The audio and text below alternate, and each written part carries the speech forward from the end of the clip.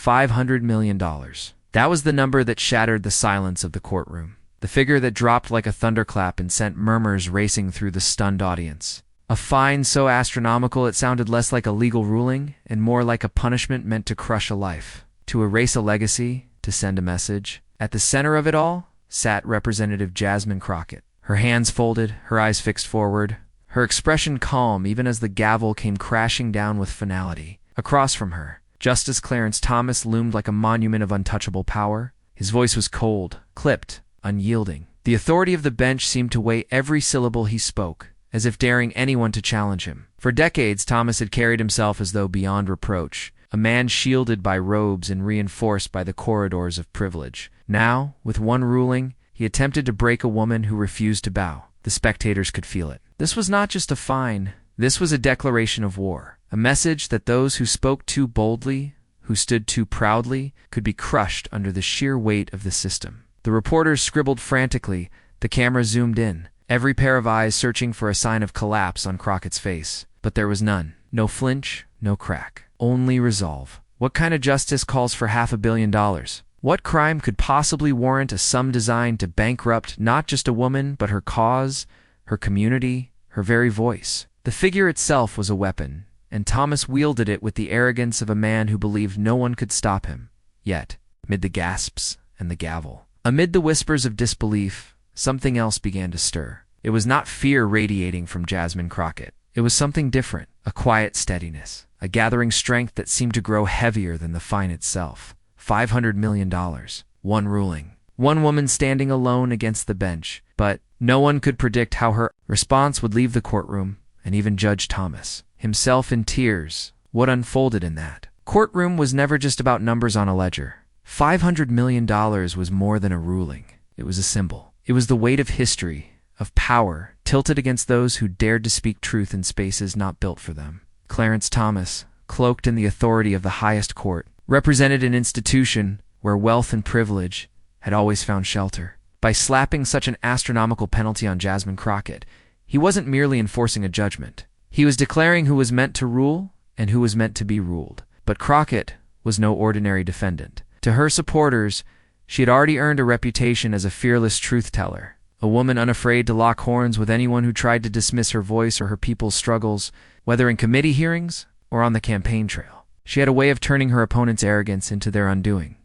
She had faced smirks, interruptions, and condescension before, and every time she answered with a mix of precision, passion, and poise.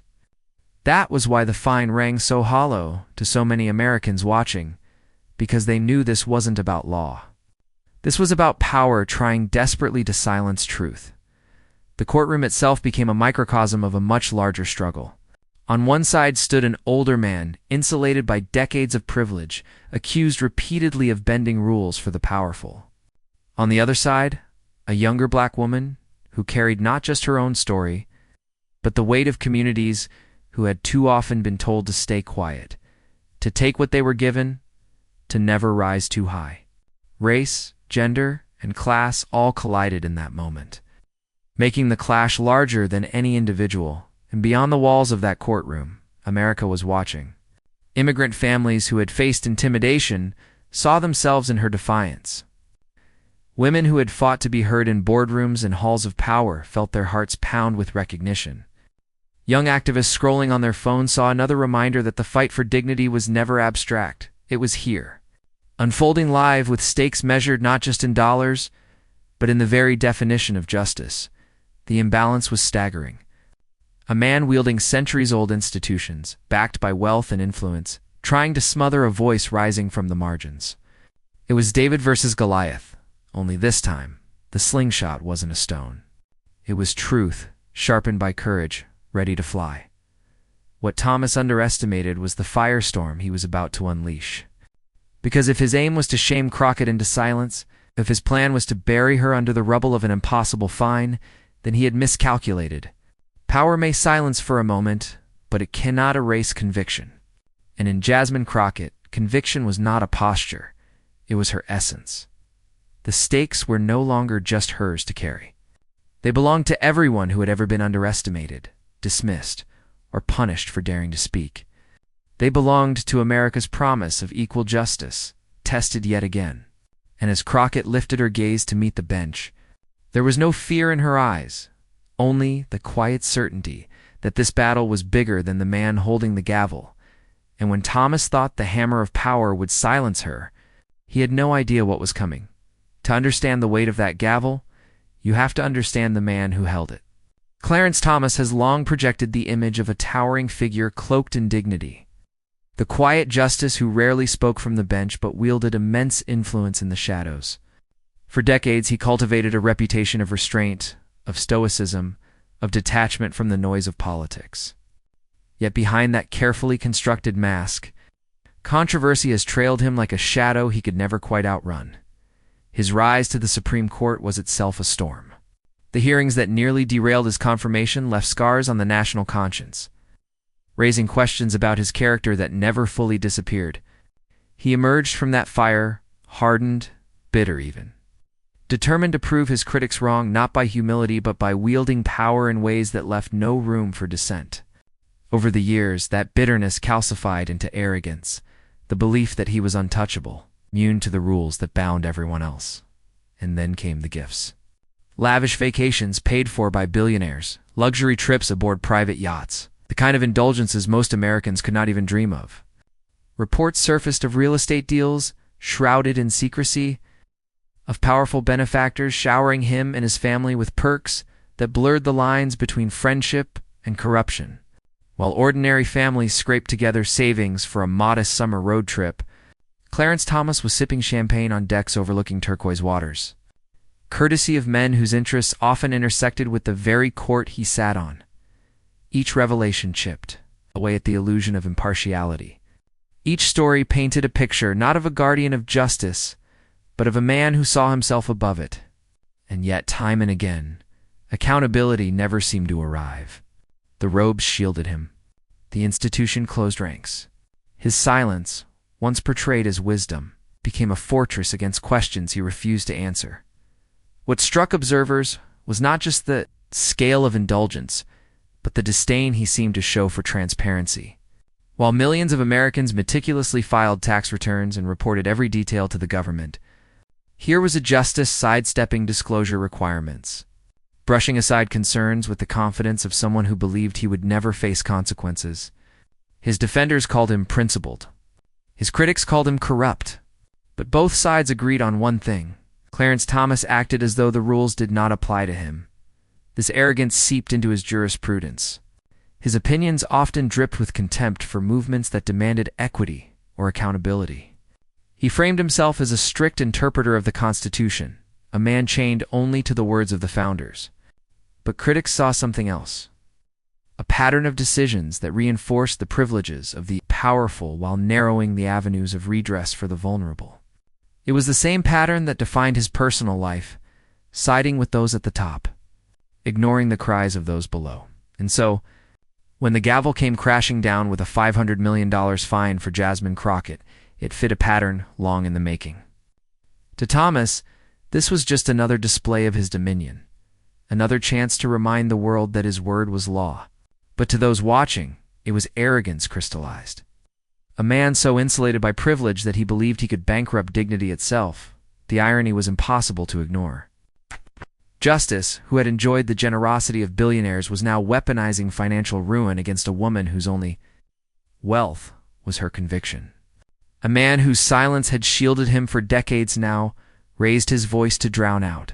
In others, it was hypocrisy draped in robes, corruption masquerading as authority, and yet, for all his power, for all his wealth and insulation, there was one truth Clarence Thomas could not escape. Arrogance breeds downfall. History remembers not the might of oppressors, but the resilience of those who resist them. He had made himself the immovable object. But every immovable object eventually meets a force it cannot withstand, in the eyes of many. Thomas had become the embodiment of the very rot, undermining faith in American institutions. The belief that justice bends for the rich and powerful while crushing those who dare to challenge it. He carried himself as though no one could attouch him, as though the gavel he held would always echo louder than the voices of the people. But what he underestimated was the strength of someone forged outside those corridors of privilege. What he failed to grasp was that a life of gifts and indulgence does not prepare a man for the kind of fire Jasmine Crockett had endured. And so, as Thomas basked in the comfort of power, convinced of his own invincibility, he could not see what was coming. Because while Thomas bathed in privilege, Crockett was being forged in fire. Jasmine. Crockett's story doesn't begin in a marble courtroom or a polished congressional chamber. It begins in Texas, in neighborhoods where working families stretched every dollar, where opportunity wasn't handed out but scraped together. She grew up with a front-row seat to the grit it took to survive in communities that carried both pride and pain. That foundation, that mix of resilience and realism, would become the core of who she was. From a young age, she understood that silence was not safety.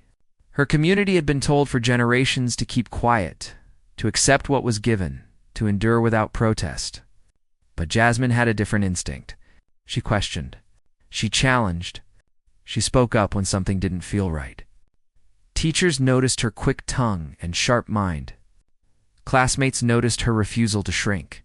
And though she wasn't born into privilege, she was born into conviction, a belief that dignity mattered more than comfort. Law school was her proving ground. She didn't attend simply to earn a degree or secure a comfortable job. She went to fight. In lecture halls, she studied not just precedent, but patterns, the ways laws had been used to exclude, to silence, to lock opportunity behind gates. While others dreamed of corporate firms and corner offices, Jasmine chose the path of advocacy. She took on civil rights cases, defending those who couldn't afford high-powered attorneys, standing beside clients who felt invisible. It wasn't glamorous, and it wasn't lucrative. But it was righteous. Being a young black woman in Texas politics came with obstacles stacked high. She faced skepticism not only from opponents but sometimes even from supposed allies who questioned her electability, her stamina, her ability to fit in. When she ran for office, she wasn't fueled by donors with deep pockets. She was fueled by neighbors, by small-dollar contributions, by volunteers who believed her fight was their fight. Every campaign stop was an uphill climb. Every debate a reminder that she had to prove herself twice over, once for being young, and once again for being a black woman daring to wield power. But she proved them wrong, again and again.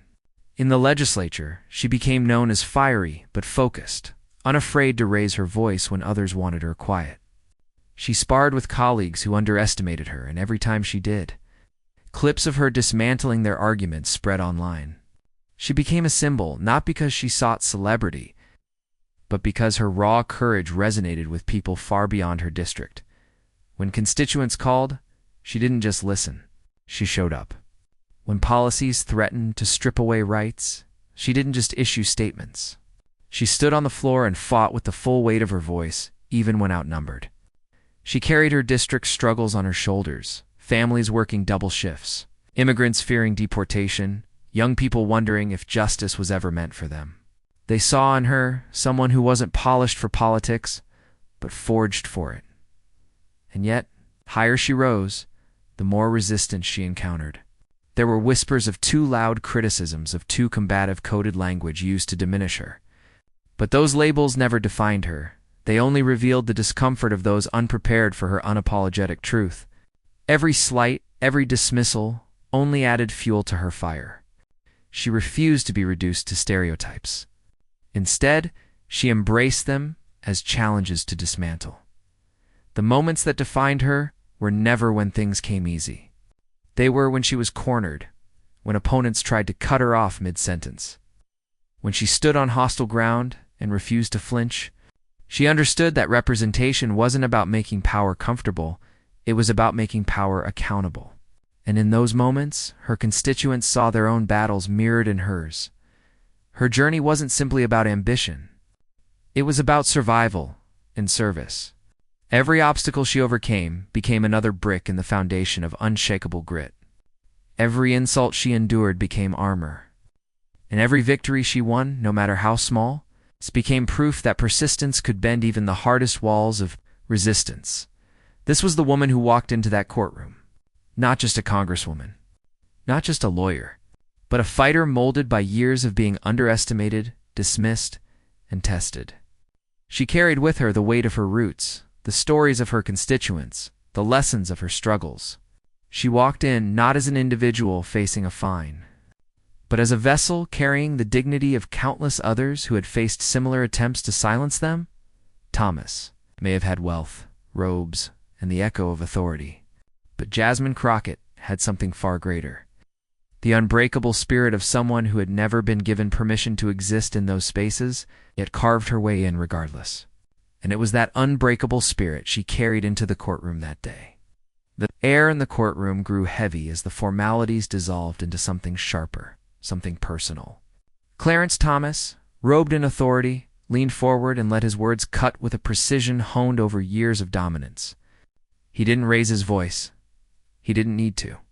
Each phrase dripped with condescension, each pause calibrated to remind everyone in the room of his power. "Congresswoman Crockett," he said slowly, dragging out her title as though it were a costume she had borrowed rather than earned, "your record speaks less to service and more to spectacle. Perhaps if you spent more time understanding the law and less time grandstanding, we wouldn't be here today." Murmurs rippled through the room. His remarks weren't about legal arguments. They were barbs designed to humiliate, to chip away at her credibility.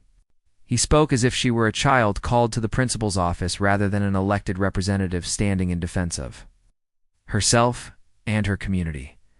But Jasmine didn't flinch. Her eyes remained steady, her posture unbroken. If his words were daggers, they struck steel.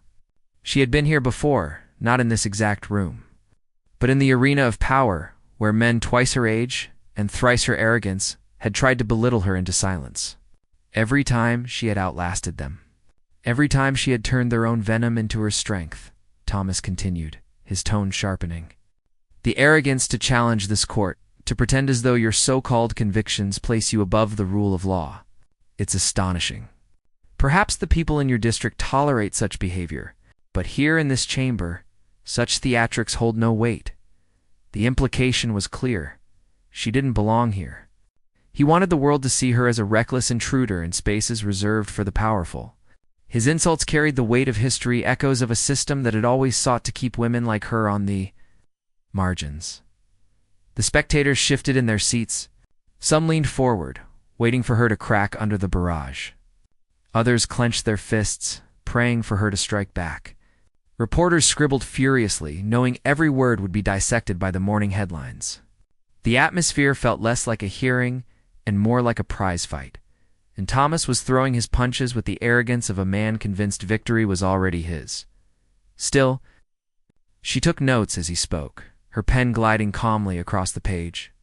Every so often she looked up, meeting his gaze with a steadiness that unsettled him more than any shouted retort could have. Her silence wasn't submission. It was preparation. Finally, she lifted her chin and answered one of his barbed questions. Her voice steady, measured, unwavering. "With all due respect, Justice Thomas, my convictions are not theatrics. They're the reason I stand here today. And no ruling, however large the number, can change the truth." The line was simple, but it landed with weight. A ripple passed through the room. Not applause, not gasps, but the quiet recognition that she was not going to bend. Thomas tightened his jaw. For the first time, a flicker of irritation crossed his face. He leaned in, trying once more to regain control. "Truth," he repeated, the word rolling off his tongue with disdain. "Your version of truth may win you applause in rallies and retweets on social media, but this chamber is governed by law, not by your sense of self-importance." It was the oldest play in the book. Dismiss her convictions as vanity.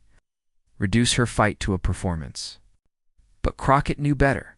She had seen this tactic before, a calculated attempt to turn authenticity into weakness. The back and forth built like a drumbeat. He threw disdain. She answered with calm. He wielded authority. She met it with dignity. And with every exchange, the tension coiled tighter, ready to snap. Everyone in the room could feel it. The boiling point was near. The words had become weapons, and the battle was no longer about the fine alone. It was about dominance. It's about whether arrogance or integrity would command the day. The gavel was still in Thomas's hand, but the balance of power had begun to shift. The spectators sensed it, the reporters sensed it. Even Thomas himself seemed to sense it. And then, as the verbal sparring reached its peak, Crockett set her pen down, leaned forward, and locked her gaze on him with unshakable calm. The room fell silent as Crockett leaned forward and delivered the words no one expected. For a moment there was nothing. Just silence, thick and expectant. Jasmine Crockett leaned forward, her hands folded, her eyes locked on Clarence Thomas with the steadiness of someone who had weathered storms far more violent than his barbs. Then, in a voice calm but commanding, she began. "Justice Thomas," she said, each syllable clear enough to slice through the air, "you speak of law, of order, of my supposed arrogance. But let's be very clear. What you've handed down today is not justice. It is punishment dressed up in numbers. $500 million? That's not a ruling. That's an attempt to silence. To make an example out of me, out of anyone who dares to speak against the powerful." Her words hung in the room. The reporters froze, pens midair. Even the shuffle of papers ceased. She continued, "You claim I'm driven by self-importance. But let me remind you who sits in judgment here. A man who has accepted gifts from billionaires, who has taken luxury vacations while working families in this country can't afford to take a day off. You tell me I should learn humility. When you've bathed in privilege so long you've forgotten what the word means." A sharp inhale rippled across the spectators. Thomas's jaw tightened. His gavel twitched in his hand, but Crockett pressed on. "This fine isn't about law. It's about fear. Fear that people like me, women like me, black women from working-class roots, can rise into rooms like this and refuse to bow. Fear that when we get here, we won't play along with the quiet deals and the gilded indulgences. Fear that we will speak the truth that you have spent decades trying to bury beneath robes and rituals." She paused, letting the silence stretch. You could hear the faint hum of the lights overhead, the shallow breaths of those waiting for what came next. Then she leaned in further, her voice dropping lower, heavier. "You think $500 million will scare me? You think a number that large will erase the sacrifices of the people I represent? Let me tell you what $500 million really is. It's the combined student debt of thousands of young Americans crushed before their lives even begin. It's the wages stolen from workers denied fair pay. It's the price our communities pay every day when justice is reserved for the wealthy and punishment for the rest. That's the debt this country carries. And no fine you impose can erase that truth." The audience stirred, some nodding, others whispering under their breath. A few clutched their chests, as though she were voicing what had long been buried inside them. And yet she said, her voice lifting steady, "I'm not afraid, because I don't stand here alone.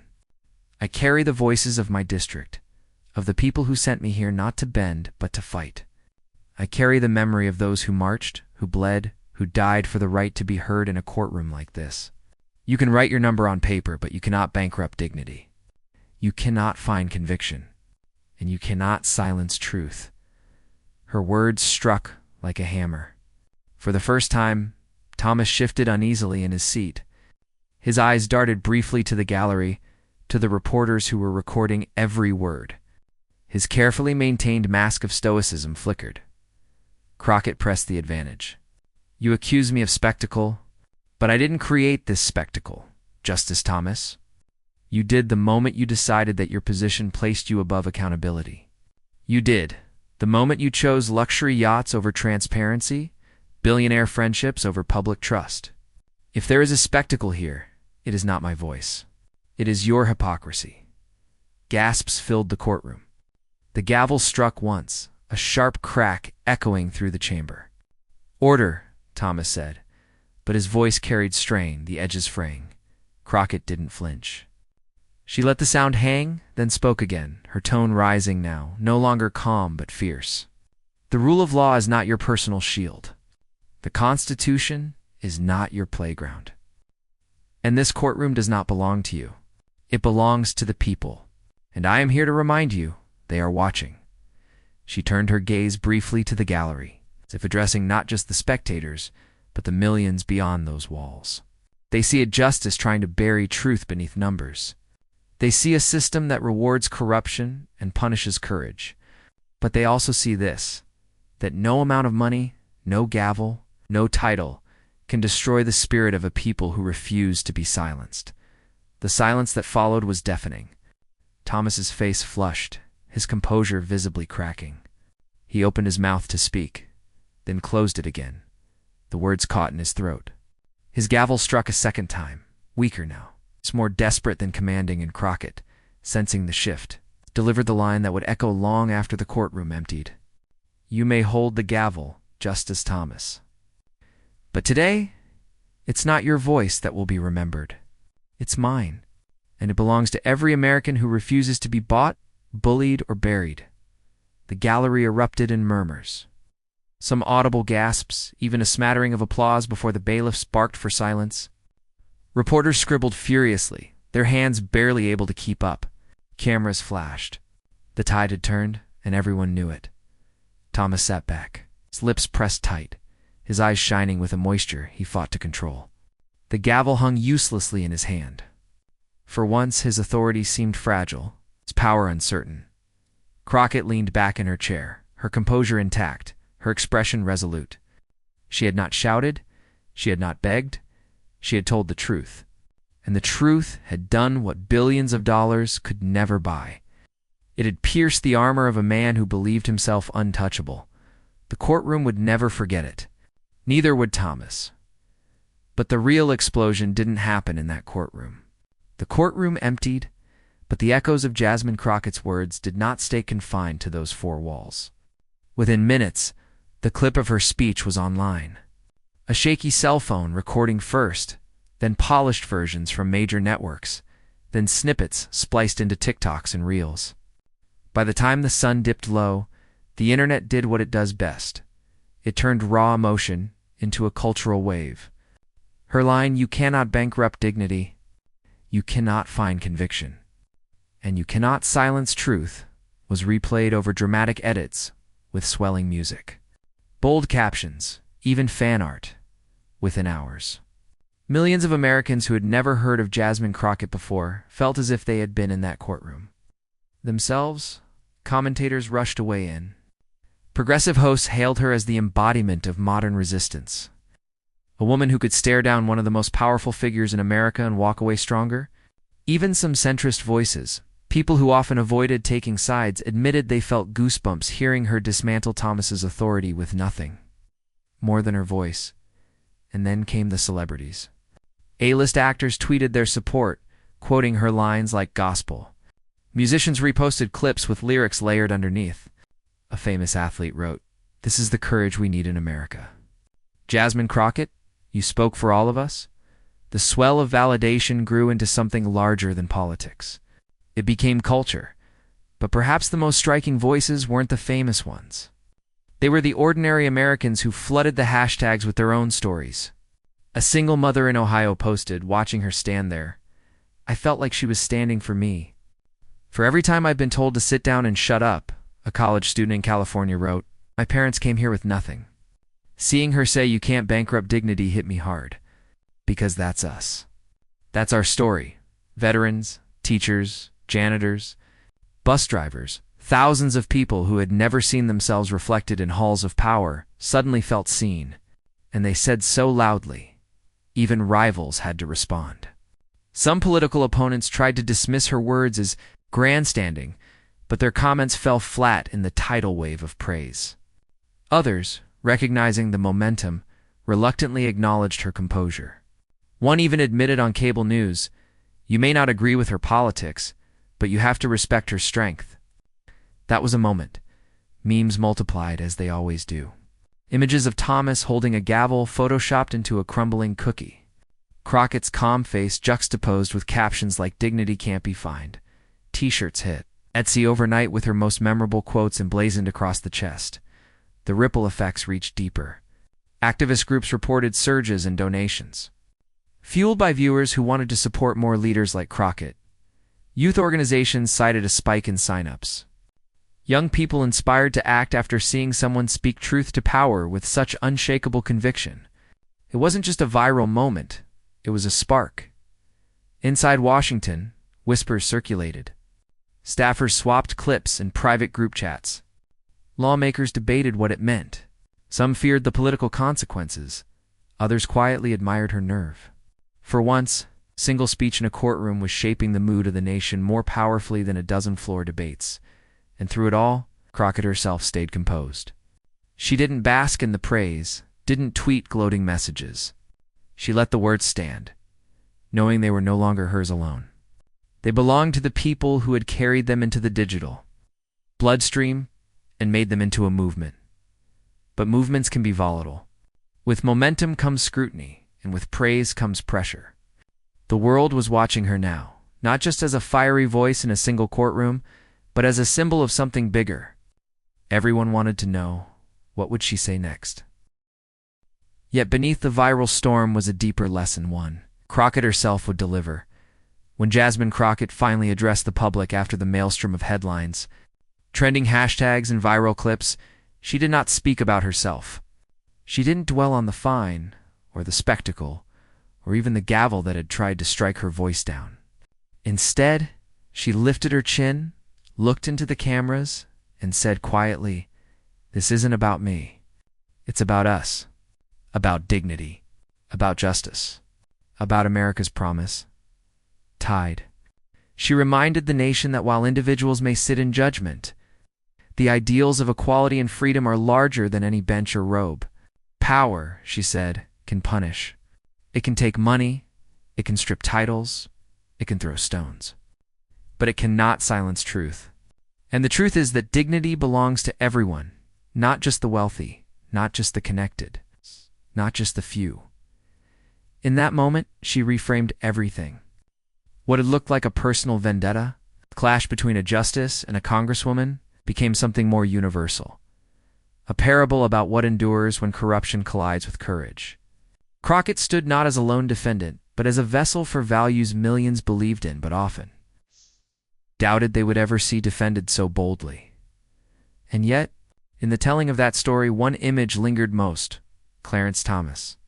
The man who had spent a lifetime cultivating an aura of untouchable authority, blinking back tears as her words sank in. For many, it was a symbol of the crack in the system. The proof that even the most fortified facades are not impervious to truth. His tears did not absolve him, but they humanized him. They reminded Americans that power, even when corrupted, is wielded by human hands, and that humanity, when confronted with undeniable truth, can falter. Crockett didn't mock those tears. She didn't gloat or revel.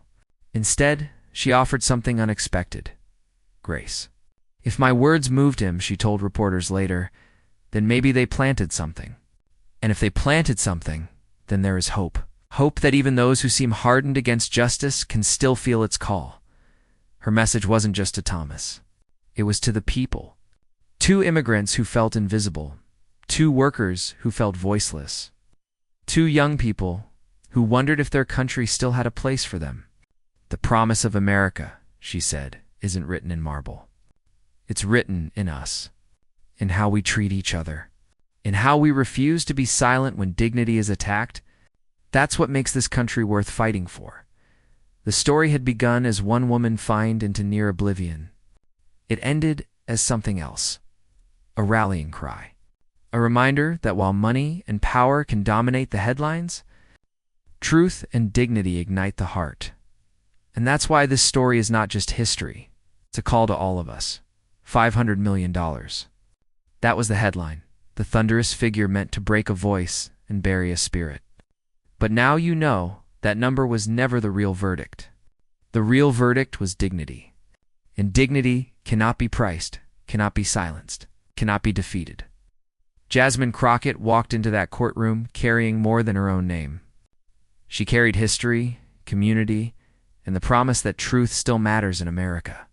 Clarence Thomas brought down his gavel with the weight of power, but she answered with the weight of principle, and that's why her words are what the nation remembers. This wasn't just a courtroom battle. It was a mirror held up to all of us. Do we believe in corruption disguised as authority, Or do we believe in courage that refuses to bend? Do we accept a system that punishes the outspoken? Or do we lift up those who fight back with nothing but their voice and their integrity? If you believe in courage over corruption, in dignity over arrogance, in the power of truth over the illusion of control, then don't let this story fade. Share it. Tell someone what happened here. Carry these words into your own conversations, your own battles, your own moments of choice. And if you want to keep standing with voices like Jasmine Crockett's, voices that remind us America is still worth fighting for, then subscribe, because this fight is far from over. The next battle is already unfolding and you won't want to miss it. The gavel may fall. The fines may come. But as long as truth has defenders, as long as dignity has believers, the story will never end here.